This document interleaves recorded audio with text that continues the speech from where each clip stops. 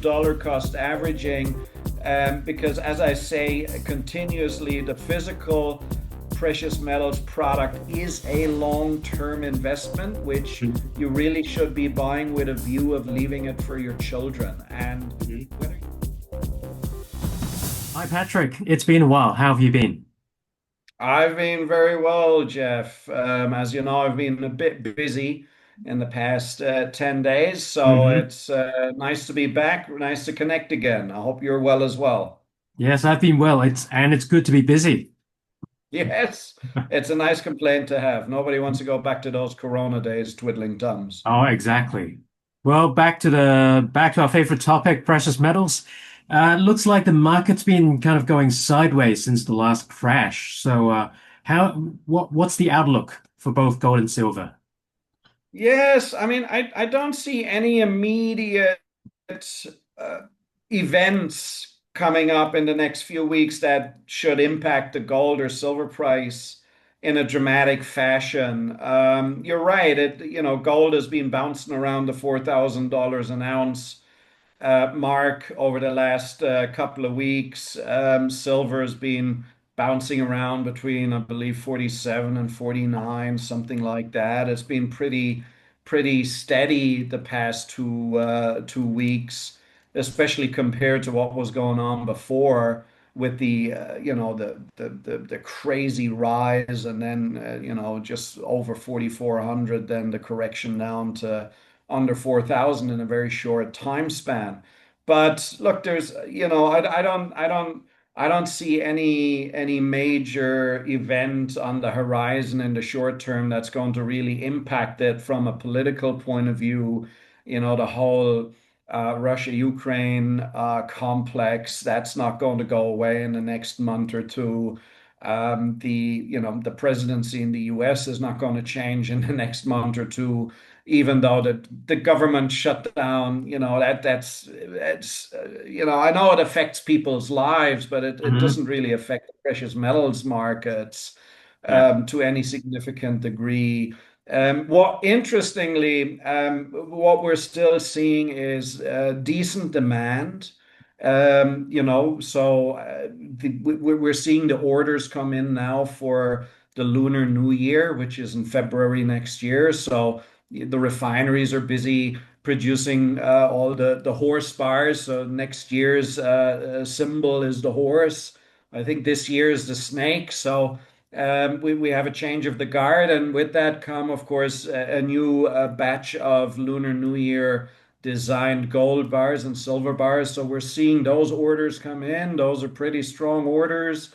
Um, I was in Macau over the weekend. Macau, the bullion store that we deal with over there was open on a Sunday. They were busy enough as well. They had a beautiful collection of gold and silver bars, and they had enough customers in it. So we're still seeing pretty decent demand. And interestingly enough, the backlog in silver deliveries has not significantly impacted the demand for silver. So the silver demand is not as crazy as it was, 4, 5, 6, 7 weeks ago, Mhm. but we definitely still are seeing people buying silver and willing to wait a few weeks to get that delivery. And the big refineries in Switzerland with larger capacity, they're easier to handle. And we've been actually even flying in silver from Switzerland, which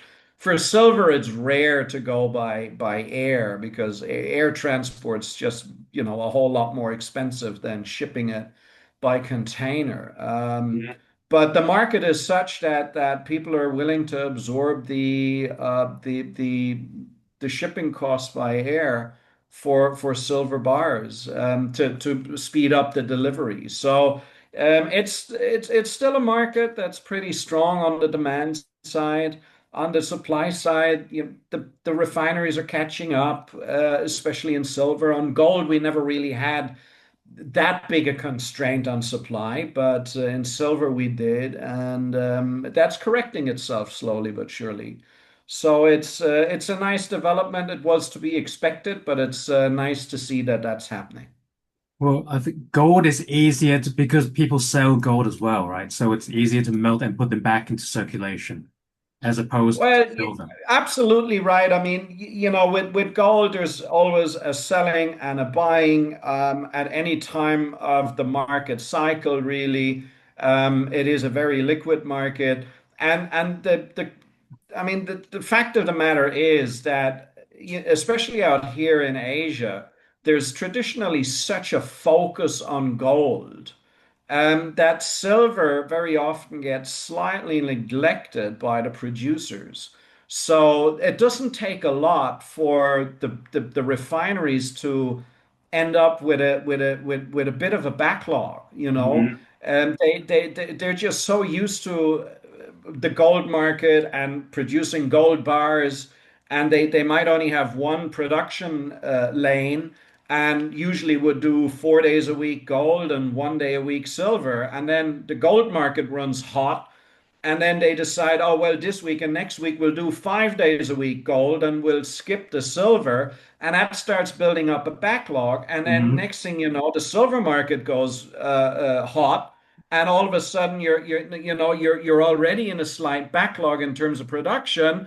And then you're really running into a bit of an issue in terms of production, because then you're trying to service the gold and the silver market, but you're already behind. And Yeah. it's difficult to catch up then, especially if the retail market, as we've seen in the past couple of months, jumps in, because the retail market usually buys smaller bars. So, a production in a refinery is counted in number of bars. So they may be able to produce 500 or 1,000 bars a day. Whether that bar is a kilo bar or a 10-ounce bar for the oven, it doesn't matter. So, of course, again, then the refineries start producing the large bars first and putting the smaller bars towards the end of the production cycle. So the retail market again is the last one to get Yeah. serviced, rather than the institutional and the government clients, you know. So yeah, it's a culmination of factors that plays a role in this sort of production bottleneck. Well, basic economic principles, right? The higher value items, they get priority. Absolutely. Mhm. It's a masterclass in market economy. Yeah.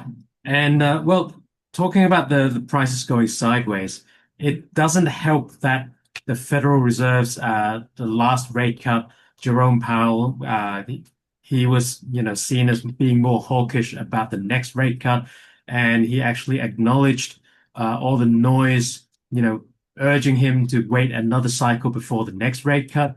Even though the banking industry, they feel like there should be another rate cut as planned in December. So that's pushing up the US dollar and that's hurting precious metals for now, right? For sure. I mean, it's the old, how should I say, the old adage, right? Is it dollar strength or gold weakness? It is just one of those pairs. Whenever the US dollar does well, it usually is bad news for gold. And yes, the US dollar has been doing quite well in the past week or two. Again, you even see it on the board of the Fed. It's not like the Fed is like, 100% along Powell's line, right? I mean, Hmm. they for a good reason, you've got a number of governors on the board of the Federal Reserve Bank, and they all have, their own views, and they'll have, I mean, obviously not privy to their discussions, but one can imagine that those are pretty frank and pretty direct discussions, and not everybody will be along Powell's line on the board either. So it's an interesting development. It's an interesting development to see that, he's holding, or he's indicating that he's going to hold off on further rate cuts. And we'll see whether that even comes true. We could be here in 2 weeks' time and having a completely different conversation again, depending on, how does it continue with the government shutdown, because that's now starting to really impact the day-to-day economy, right? Up until now, it was more a theoretical sort of newsreel on the news broadcasters. But now, I don't know if you saw it, but most airlines are cutting down flights because the air traffic controllers are not working at full Yeah. capacity, obviously because they're not being paid, right? Mhm. God only knows where we're going with the tariffs and there's new rules on the near horizon on steel imports, which affect a lot of machinery, including Mhm. farm machinery. So it's interesting days for sure. And it's amazing to think that this is all at the whim of one guy. Yeah, well, it is definitely interesting It is. to follow it. I mean, Hmm. again, being in the precious metals world, I'm, we thrive off insecurity, of course, to a certain degree, right? And I think that is part of the reason that has been driving the demand over the past year, Yeah. So I mean, I can't complain from a professional point of view, but of course, there's a lot of other businesses out there that they suffer from this They do. insecurity and Yeah. instability, and that's tough. That's really tough. And people as well, people who can't go to food banks, like you said, they can't travel, they're not getting the resources they need. It's a pity, but It's really dire. I mean, it my is. heart does go out to those people that need to go to food banks. And now, I saw a headline today that the government shutdown in the U.S. is laying bare for the world to see how poor a significant section of American society really is. Yeah. Because we're not talking about a couple of 100,000 people here that are Millions. depending on these It's tens payments, of right? millions, isn't it? Tens of Well, millions. absolutely right. You're talking about, a quarter of, I mean, I think there's 300 plus million in the US, right? So you're talking about tens of millions of people. So it's a significant portion of American society that is reliant on social welfare. It is. And that's something people usually associate with Europe, not with America, right? And it's interesting this really is bringing out all these things that a Hmm. lot of people haven't traditionally associated with the US.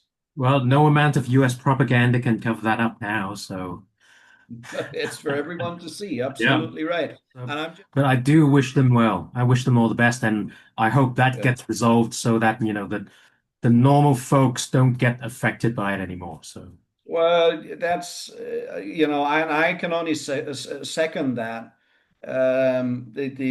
The shame is that it usually is, the small bloke, so to speak, that has to deal with the consequences yeah. of what the big guys can't agree on. Well, let's deal with the small folks back home. So, how should investors? Exactly. So buy your gold and be independent of the government. Yeah. So, right now, with prices going sideways and, uncertainty on steroids, is it a good time for people to keep dollar cost averaging, or should they hold and wait and see? Well, if you have precious metals, like I said last time, if you were on the Titanic, would you sell your lifeboat just because the price went up? You probably wouldn't. So if you're sitting on gold and silver and you don't have any immediate liquidity requirements to pay for food or anything like that, I would strongly recommend just holding tight. Mhm. And maybe even adding some, I mean, especially in gold. Silver is still, a little bit on the high side. You might see another small correction downwards on that. Not dramatically, I believe, given that it's, being classified as a strategic resource now in China, but also in the US. So, the environment for silver is also changing somewhat, and we'll probably have to get used to higher prices in silver full stop. and the overall medium long-term trend is going to be positive there as well. But especially in gold, given that the price is moving sideways now, it does allow you to, maybe go to two or three different providers and compare premiums and see, oh, I like this guy better or I like this lady better. And you don't have to have that fear that if you don't buy straight away, you go around the corner, the price has gone up $50 an ounce. So it does give you that breathing space to actually look at, different providers of precious metals products and compare and see where do you get your best offers. Am I more interested in coins? Am I more interested in bars? What's the advantage here? What's the disadvantage there? And just continue dollar cost averaging, because as I say continuously, the physical precious metals product is a long-term investment, which you really should be buying with a view of leaving it for your children. And Mhm. whether you're buying that at $4,000 an ounce or $3,500 an ounce in 20 or 30 years, it's definitely going to be a lot more. Yeah. And nobody can predict where the price will be tomorrow. Everything's just sort of best guessing. So, the best way is just keep it steady, keep to your strategy, dollar cost average these acquisitions, and keep going. Yeah. Well, and you will sure get the best deals at Precious Metals Asia. Definitely will do our Mhm. best to look after you, Yep. especially if you mention our blog here, or vlog, I should say, and then Worldview. we'll sort you out for sure. Yep. All right. Well, that's all the time we have for this episode. Once again, thank you for your time, Patrick, and thank you for your wonderful insights for our viewers. We Thanks, look forward to Jeff. chatting Always a again soon. pleasure. All right. Talk to Bye. you very soon, for sure. Bye bye. Bye.